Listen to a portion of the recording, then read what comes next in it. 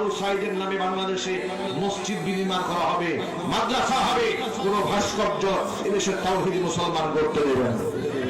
আপনারা কি রাজি আছেন কিনা? হাত দেখতে চাই। রাজনীতি কোনো বিষয় নিয়ে এখানে কথা বলবেন না। এই বিরোধটাকে সবাই চলে যান।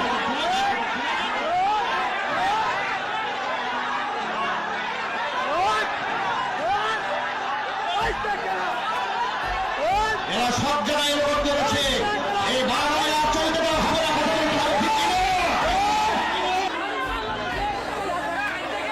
বসেন, এই চেহারাটা মনে রাখবেন, আপনারা মনে রাখবেন। যুবকেরা মনে থাকবে চেহারাটা, এরা বিগত 16